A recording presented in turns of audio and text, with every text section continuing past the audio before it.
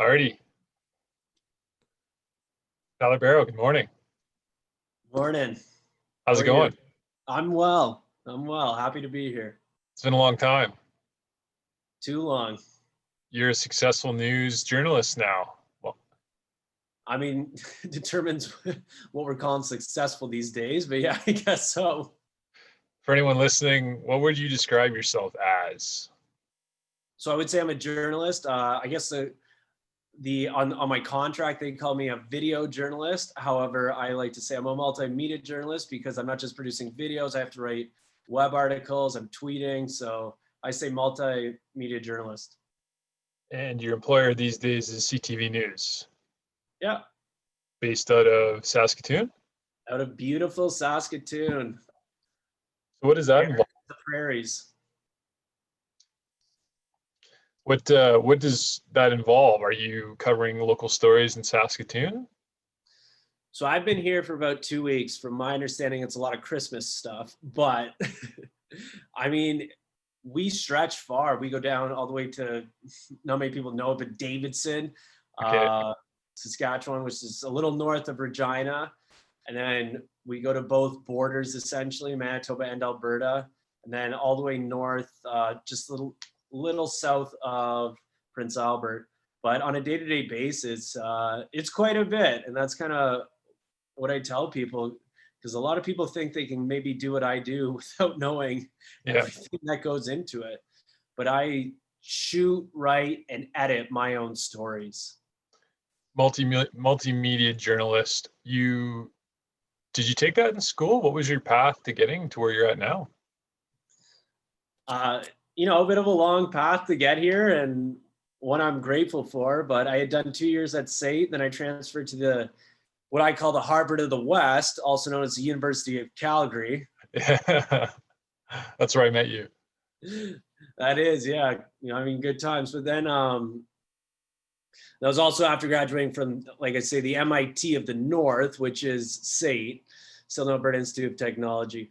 But yeah, I'd done 2 years at U of C, and then I was just trying to find one of these news jobs, and I was applying everywhere. I remember Lloydminster, job in the Okanagan, and I'm sure my story resonates with not just people in journalism, but anyone trying to get that first entry level job. It's tough. And I, unfortunately, it was a bit of a struggle, but in the end, I'm happy I had that struggle because other opportunities were presented from it. My cousin worked for a youth tour group that takes kids to Europe. So fortunately, I got to do that and take some very privileged kids out of New York and Miami to Italy, Switzerland, France, and the Netherlands. And we did almost every tourist attraction you can imagine there. I went skiing on my birthday. I remember in Zermatt, Switzerland on July 12th, which was, skiing wasn't great, but hey, It's it's a kind of unique cool. opportunity. Yeah.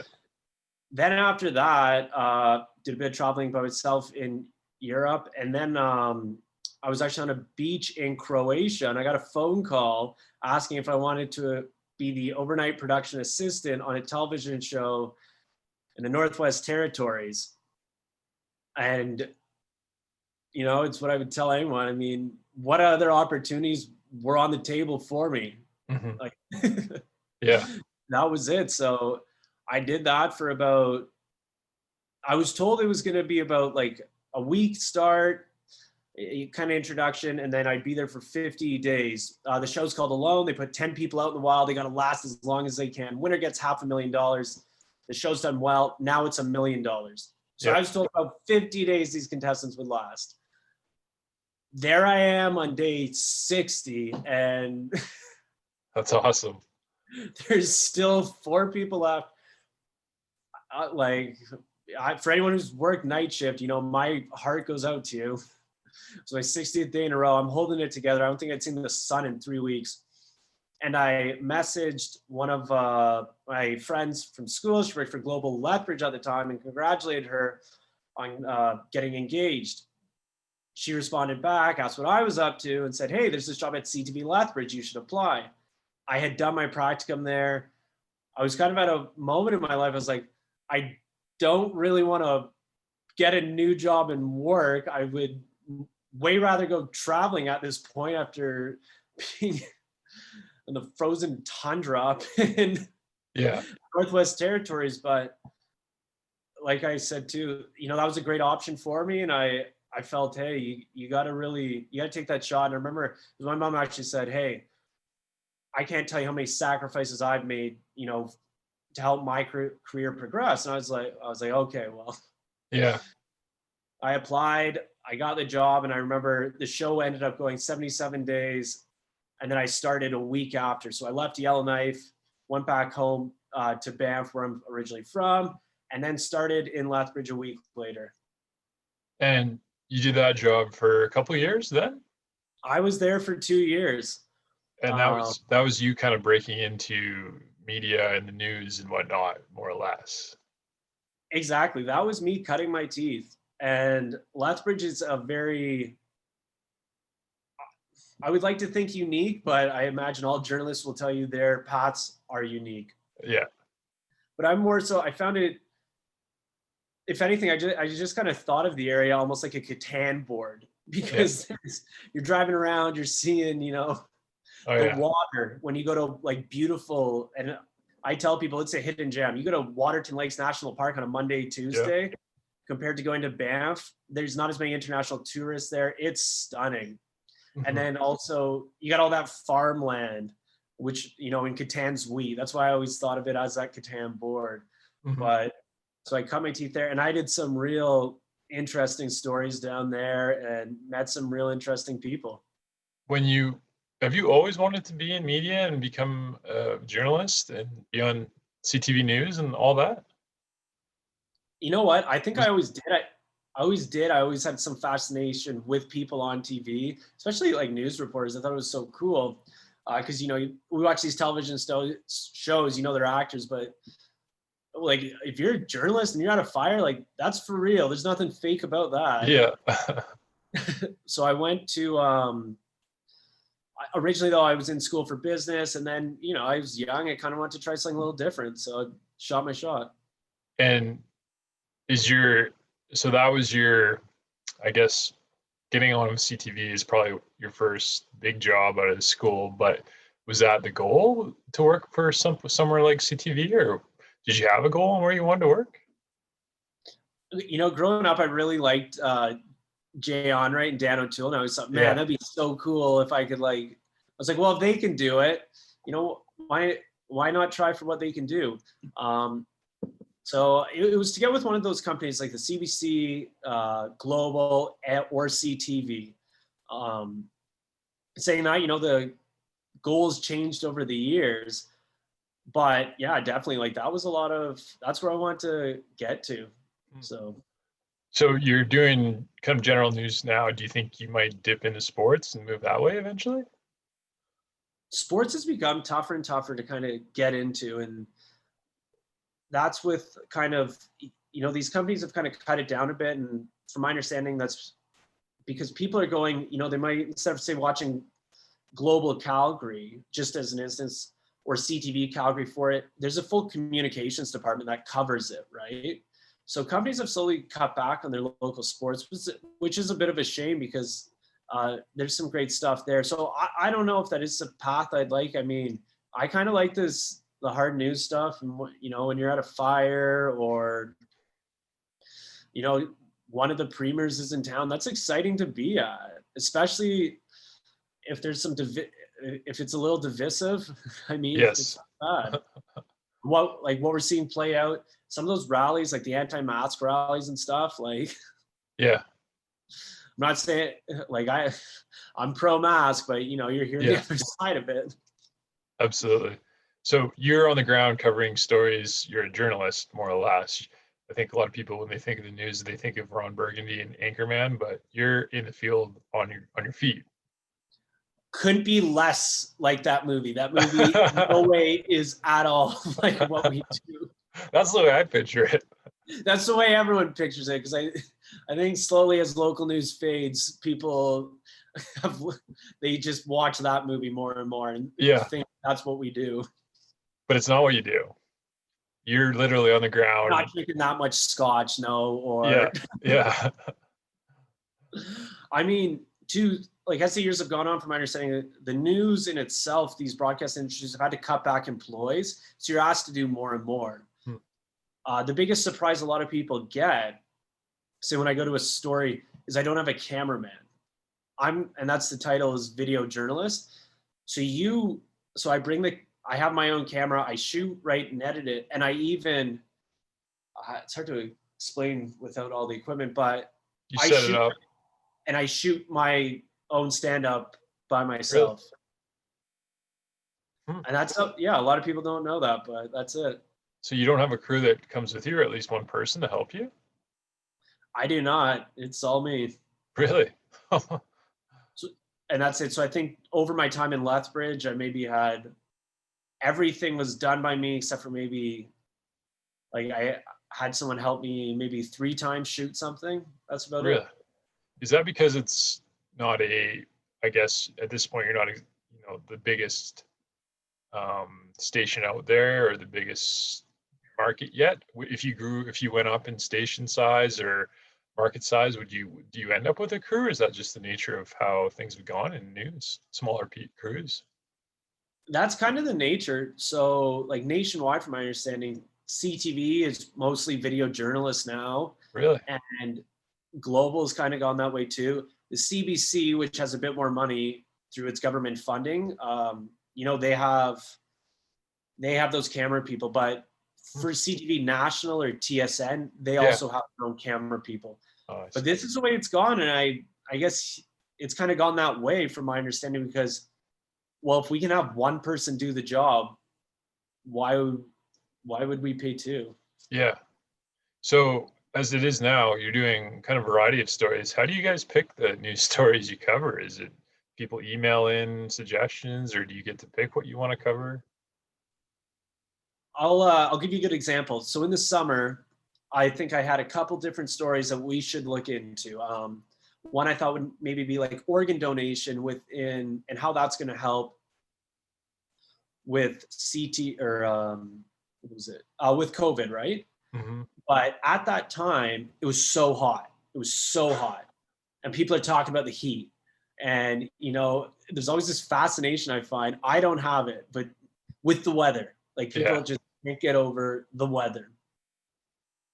So then, from my understanding, so people have that huge fascination with the weather.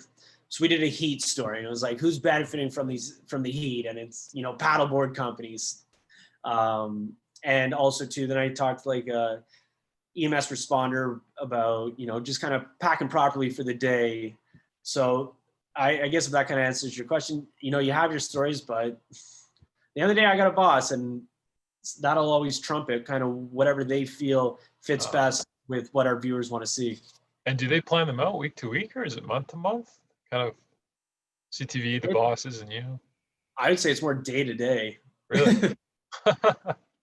And I've even too, Trevor, had times, an example, I forget the exact story was, that I was working on in the morning, but then Premier Jason Kenney rolled out the expedited, what was it? Oh, the expedited pilot project for the borders. And they're like, at noon, they're like, Tyler, can you go down right away to the Coots border and make a story out of this? And so I had to flip that quickly. So it evolves, and you got to be flexible with it all.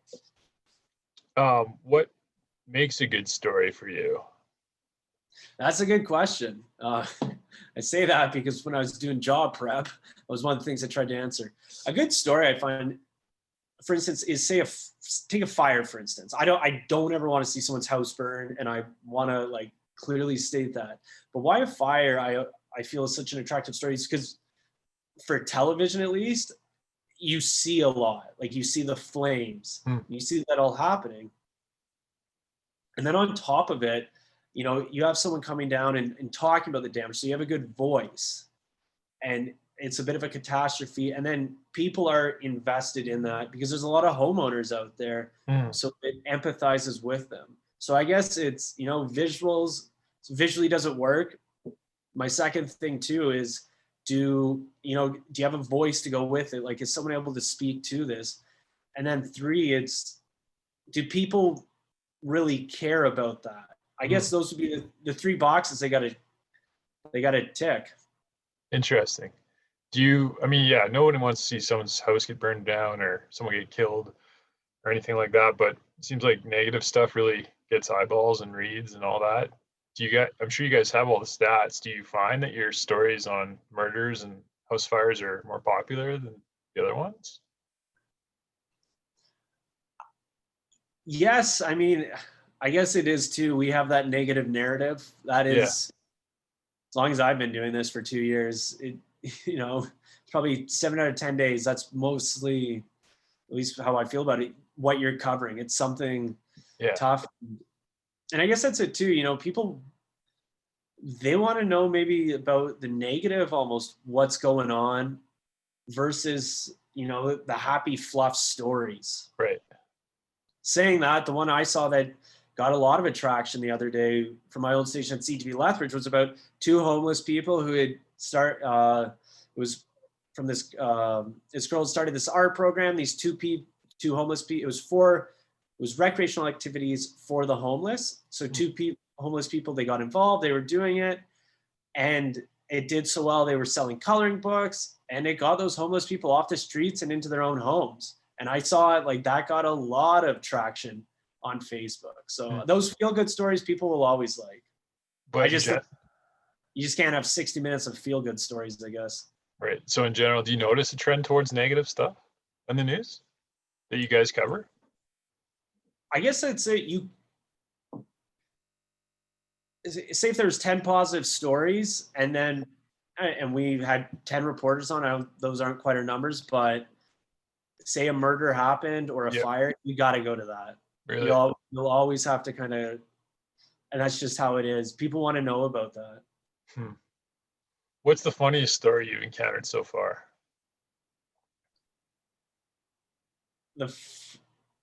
Like where I would kind of look back and just kind of laugh about it.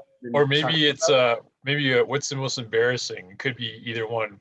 Have you had any stories that are embarrassing for yourself that you want to share? Maybe not for me, but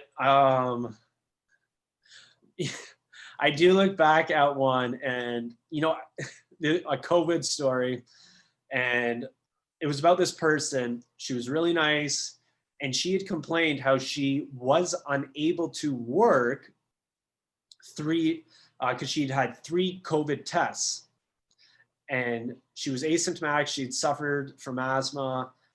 And she goes, yeah, no, I've been put out of work 3 times because like I've had to get COVID tested, but it's just really my asthma. And she goes, yeah, haven't been able to work for like a month. And I felt bad for her. And we thought it was a bigger story than it was, but we're looking into it. And then it finally came down to it. And she had said how she described, like she was looking at it, and I was talking to my bosses, and I was like, oh, she was fine to work the whole time. If you're asymptomatic, you were fine to work. You just had to wait for the test. So I had to I remember phoning her and just like, hey, like, just to clarify, after we looked at this, she's like, I wish someone had told me. I wish someone had known about that. And I remember like having a retweet of the tweet I had sent out on the story, and someone being like, that's not news. Yeah. That's hilarious. What's the most common story you kind of covered? Are there any themes you kind of find yourself going over?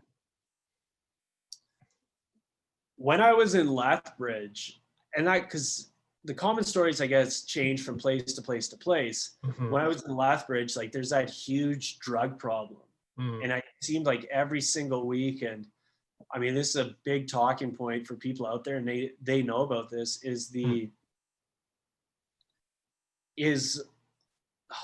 supervised consumption sites. Yeah, I read about that. Yeah. Right. And it's highly divisive. Like you're one way or the other. I guess for anyone who doesn't know, essentially a supervised consumption site allows people to use drugs on site, and it's all monitored. And from my understanding, they're provided for by the facility. But a lot of people don't want to see their tax money going into that. But on the other hand, you're helping, or people think you're facilitating a problem, but on the other hand, though, you're also minimizing that problem. So yeah, it's complicated. it's a very complicated issue, and one I certainly don't have all the answers for. But when I was in Lethbridge, like that was there a lot. We were doing a lot on that. Really? Yeah. I read that they just shut that site down or something in Lethbridge too. So, and this is kind of where you feel bad. They shut that site down because after an audit revealed there was a misuse of funds. Yeah. So, how I say it, you already have a target on your back by many people. Right. Many people absolutely love what you're doing. And I talked to some of the people that work there and they simply just want to help people and they think this is a great way to do it. And then, yeah, you had a misuse in funds and they had to shut the place down. So, So kind of not related to the actual consumption site itself. It was kind of no, it's corruption. Interesting. So that was Lethbridge. Now you're in Saskatoon. So is there a kind of a theme that you guys are expected to you'll be reporting on in Saskatoon now, or what was the reason for the job change over to a new place? So I guess for anyone who's kind of curious, the media industry works for a young person to go up the ladder is you go from place to place to place. And that is something they kind of tell you before you go into the program, at least at SAIT, is, you know, if you want to have success here or you want to do this, you got to move around and you got to go to these different places. And the more places you go to, like different opportunities are afforded to yourself. So when I was in Lethbridge, we did a 30-minute show. And unfortunately, though, I can never get live experience. And so that's why, you know, you come to Saskatoon, it was an upgrade in many different ways. And one of them being live experience. And then hopefully, you know, I'll get other opportunities as well. So that was it. And it's also a much bigger city. And when you look at your career, maybe 5-10 years down the road, is the goal kind of to move up the chain in news or maybe start your own news program or something along those lines? What are you thinking is the path? You know, as a 26-year-old single male, I guess my path, I don't have to limit it as much at the moment. I see. Because I'm not dating anyone or tied down. I would love to, I think, you know, if I could get to working in the States, I think that would be a really cool opportunity. Especially working for an American market. But like I said, there's not much holding me back at the moment. That seems to be something that can change fairly quickly. That's where I'd like to be. On the note, though, I mean, a lot of people from my industry go into communication studies, the communications field, and they'll do something along those lines.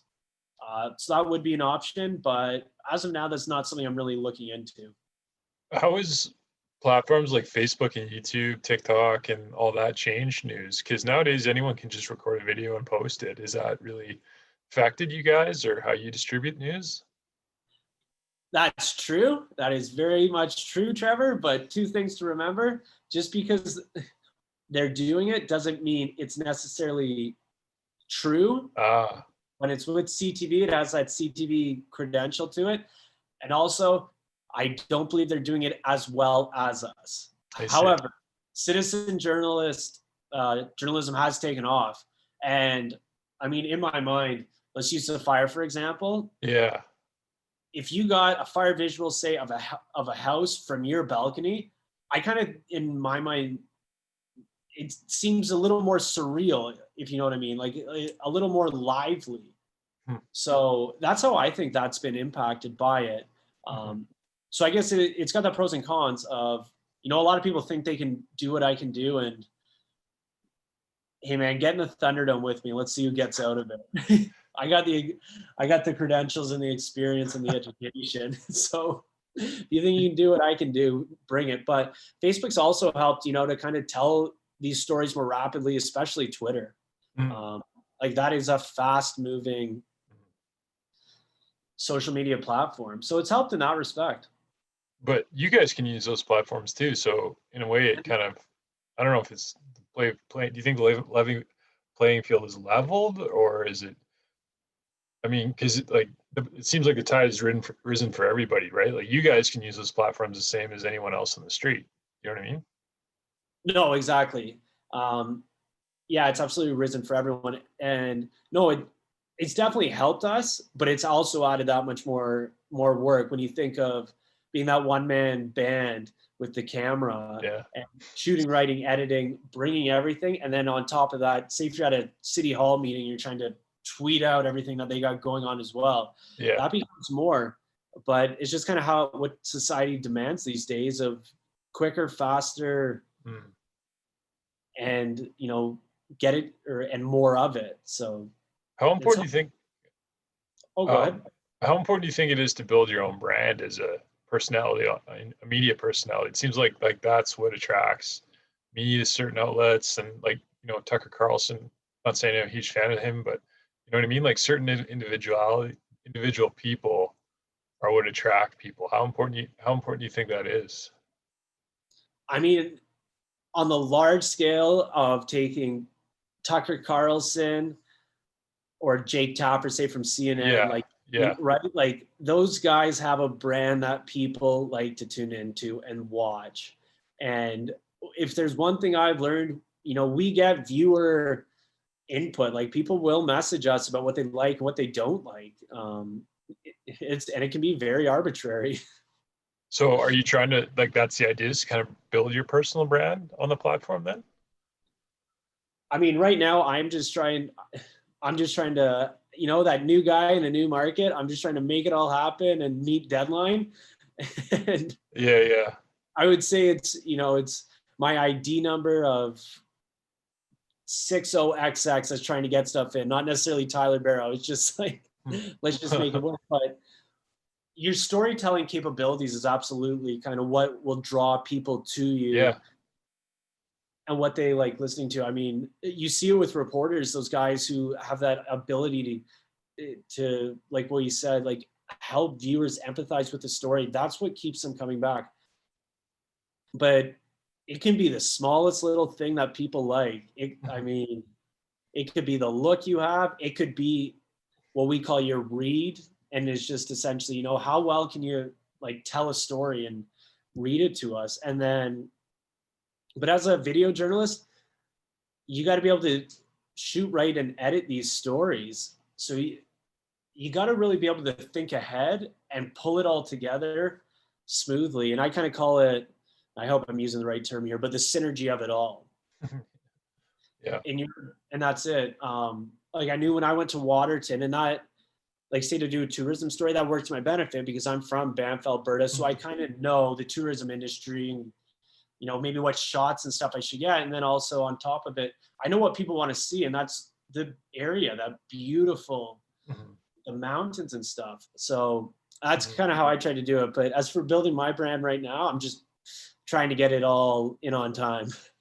Seems like there's a lot of opportunity for people to build niche platforms for media, like Dave Portnoy and Barstool Sports. Maybe sports has been done already, but do you see a lot of opportunity in that sense for individuals to kind of start something? Yeah, I mean, hey, if you had a unique way, I guess, of telling politics to young people, Yeah, exactly. right? Like, I think that could absolutely thrive on Instagram. What I think Barstool did so well, and like, for whatever my opinion is worth, coming from Yeah. CTV Saskatoon reporter with a communications degree, is they got that Instagram market on Mm. lockdown, right? Like Yeah. very much so. You hear from young people, did you see this video? They're tagging their friends in that. And that just seems to be something that I haven't, like, I don't know of many news outlets, that maybe have that Instagram department. A lot Yeah. want to, a lot want to hit the younger generation. And that's where I feel it is. And it's just almost a unique way of telling it. Saying that, Barstool's content is definitely a lot different than CTV's. Yeah, yeah. But I mean, in a way, they've kind of stolen some market share from CTV, the sports aspect and all that. I mean, a lot of people tune into Barstool for sports info and sports highlights now. I mean, They very much show people absolutely what they want to see. Like no yeah, doubt in my mind, they're that funny stuff from a cake party on a Friday to, yeah, you know, a beautiful touchdown celebration, like something like that. Like very much so. And you look at the captions; they're very witty. Like those people are smart that come up Well, with. yeah, it's real. Like there's no filter. You can say whatever you like. Dave Portnoy says whatever he wants, and people like that. And that's it too. I think is their podcasts have flourished. There's less monitoring now, Mm-hmm. right? Like they don't have the, I forget what it's called in the States, but in Canada, the CRTC here, Mm. which makes sure there's enough Canadian content and stuff like that. Uh, I wish I knew the American one, but right, like Yeah, those rules don't apply on the platforms they're on, which is a huge benefit to them. yeah. I mean, does CTV worry about that? Do you guys think about how you're adapting to the market, like with YouTube and Instagram, TikTok, and all that? Like, do they tell you to go post on all those platforms? I have never been told to post on YouTube, Really? TikTok, or any of those. And I mean, I guess you wouldn't expect, because those just don't seem to be traditional markets. YouTube it does, and you can see CTV is trying to work with that, but you at the same time you also only have so many hands.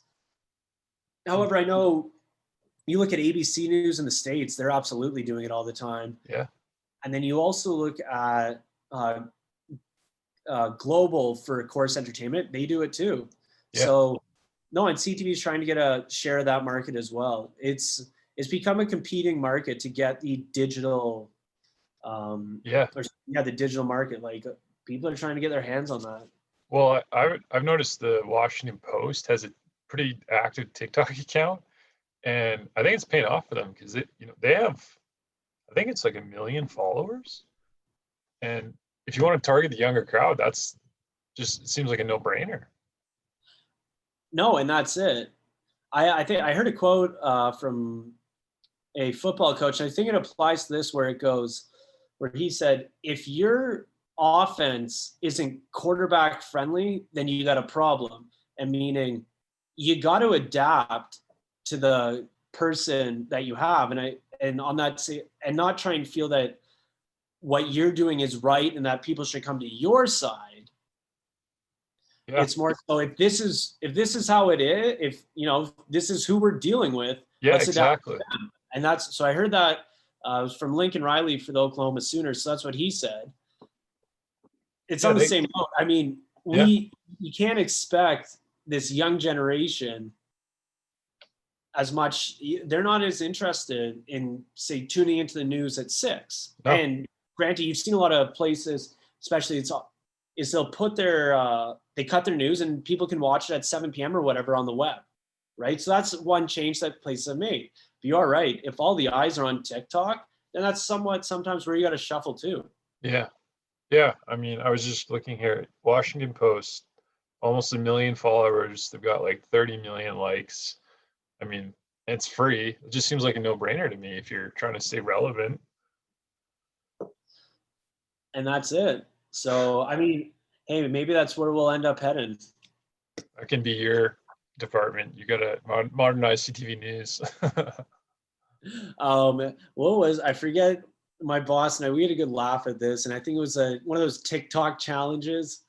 And I remember, and it was the one, I think like someone licked a toilet seat after COVID had come out. Yeah, And he looked at me and goes, what is TikTok good for? Like, it seems good for only getting in trouble or something. And I remember being like, I've only seen negative stuff about TikTok. Granted, yeah, it's still working, but you yeah, saw the issues it had with China. And I remember yeah. Trump trying to ban it. But I do remember, I remember having a good laugh at that and looking at him being like, I don't know what the appeal is right now to get it, but everyone seems to have it. Well, there's so much junk on TikTok, so much junk. But I don't know. A lot of people are on it. Seems like an opportunity if you can make it work or try it anyways. Yeah. Um, what's the biggest misconception people will have about kind of news, CTV, local news? Is there anything that has stuck out to you? And One thing when people feel we have an agenda, yeah, right? I've seen it with the mask bylaw. Oh, you're only covering this or that. And that's one thing. It's like, we do not have an agenda at huh, all. And I say that because we don't have time to have an agenda. There's no evil like Rupert Murdoch in the background telling you No, which stories to do. I have not once been told by my bosses that I need to, look into this because it'll reveal that. We don't have that. And then the Mm, other one too is when people make that fake news allegation. Like mm, that's another one too. That's such a misconception. mm. Especially within local news where it's like this happened. Like we're going to these Yeah, mass rallies and stuff that, some people speak out that it's like, no, it's fake. You don't need to wear this. And right. it's like, we're getting our information from the chief medical officers of these provinces. We're not Hmm. making anything up along the way. Hmm. So like those would be the misconceptions I think people have with us. Does the news show enough of what's really going on or relevant news stories for people? Do you think that the right stories get covered, and does the media cover enough of the what people should be seeing? And what they should be concerned about? I like to think so. But on top of that, what becomes tough is it's like a deadline driven business, and every single day you got to have content for your viewers. Hmm. So, sometimes it'd be great like if you could look into, an investigative story or something along those lines, but because we don't, say have the resources, it becomes tougher to do that. Hmm. But I'd like to think we do tell the full scope of kind of what's happening in the province, and we try and get it out there. I remember I went to where was it? Like when I got here, I remember I went to Lake Lenore. It was like 2 hours away for a story. We do those kinds of things, Hmm. right? Like, we do stretch it. I remember when I was in Lethbridge, one day I was in Cypress County, which was like 10 kilometers from the Saskatchewan border. And this person looked at me, and we were trying to tell, like, it was a hero story on how firefighters came together to like save this farm, Hmm. how happy the guy was. And the guy at the end of it looked at me and he goes, you ever need a place to stay, you got a place to stay here. And it was like, man, I'm not coming back here for a while. And then I was back there the next day for a train derailment.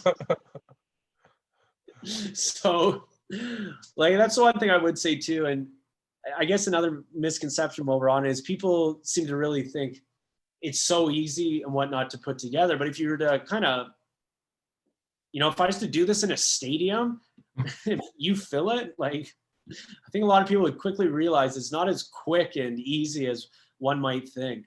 Yeah. When you're gathering news stories, do people like to be interviewed and talked to? Do you find a lot of people run away from the camera? A lot of you interview a lot of people they don't want to say the wrong thing and they want to keep it correct. You Yeah. imagine a lot of politicians who have an agenda. They want to Yeah. make sure they say things correctly and to a T. But then on top of that, what I find is it's hard, and I'm sure you've experienced this with your podcast, trying to get someone to come on and talk and Yeah. be interested and do it. And it's like, oh, I don't know. But then once you get them there, they're there and they're Right. happy. And it's hard to get them to shut up. Mm. And so that's how I kind of describe it. So, Yeah, I've found that with podcasts, it can be hard to find people to talk to, and yeah, a lot of people are afraid or whatever, but that's why I thought maybe you being in the news, people see CTV and the news cameras and all that. That would be an obstacle in your job. Maybe is actually getting people to report on subjects. what becomes tough is having to say a story like what I did was on, what are insurance providers seeing or healthcare providers at this time in regards to COVID, because people are trying to use up their benefits as we end December, Hmm. right? So I was like having the hardest time tracking down a physio place because I went with a physio and optical wear, and I was just the toughest time. Yeah. And the thing is, like, as a journalist, like I'm not taking my lunch break. Like Yeah. unless I'm kind of done, like you're trying to make this all work. And it did eventually come together, but like it's sometimes tracking down those people because, and it's also too like, oh, I can do it tomorrow. It's like, I don't need this tomorrow. I need it now. Yeah, I yeah. can't like, I can't tell the viewers like, and you know, Yeah, Tyler Barrow was going to report on this. However, we're holding it for tomorrow. Stay right. tuned. Yeah, Exciting yeah. time. Huh. Um, as far and as you know, being a reporter for a news outlet, do you find how does that work? Is it a contract for a couple of years? Do they just base your performance on ratings? What's the career like for a journalist reporter? So it is very much so. I guess that, yeah, the pay grade, it alters from market to market, and then it's, you know, we're unionized here, so it adjusts annually. And but